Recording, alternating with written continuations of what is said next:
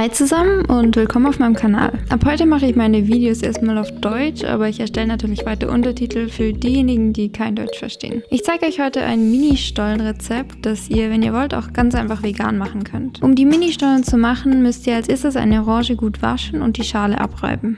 Am besten nehmt ihr dafür eine Bio-Orange. Wenn ihr den Abrieb der Schale habt, presst ihr die Orange noch aus. In den frisch gepressten Orangensaft lasst ihr dann ein paar Rosinen ca. 30 Minuten einweichen. Wenn ihr keine Rosinen mögt, könnt ihr die auch durch Cranberries ersetzen. Als nächstes vermischt ihr die lauwarme Milch mit dem Zucker und der Hefe. Ich habe hier Trockenhefe genommen, aber ihr könnt natürlich auch frische Hefe nehmen. Das Ganze lasst ihr ca. 10 Minuten stehen.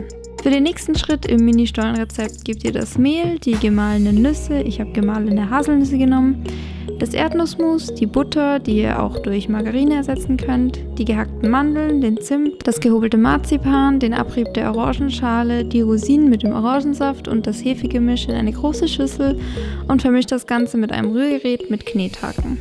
Wenn ihr kein Rührgerät habt, könnt ihr das natürlich auch von Hand, zum Beispiel mit einer Gabel machen. Wenn alle Zutaten für das Mini-Stollen-Rezept gut vermengt sind, deckt ihr die Schüssel mit einem Handtuch ab und lasst den Teig für ca. 30 bis 45 Minuten an einem warmen Ort gehen. Bevor ihr weitermacht, heizt euren Ofen auf 175 Grad Celsius oder 350 Grad Fahrenheit vor. Dann bemehlt ihr eure Arbeitsfläche großzügig und nehmt einen Teil vom Teig aus der Schüssel. Ich würde euch nicht empfehlen, den kompletten Teig auf einmal zu verarbeiten. Dann knetet ihr das Stück Teig nochmal gut durch und rollt es zu einer langen Rolle. Von der Rolle könnt ihr dann mit einem scharfen Messer kleine Stücke abschneiden und auf ein mit Backpapier ausgelegtes Backblech legen. Schiebt das Backblech, wenn es voll ist, in den Ofen und backt eure Mini-Stollen für ca. 15 bis 20 Minuten, bis sie an den Rändern ganz leicht braun werden. Sobald die Ränder leicht braun sind, nehmt eure Mini-Stollen sofort aus dem Ofen, weil sie sonst zu trocken werden und nicht mehr saftig sind.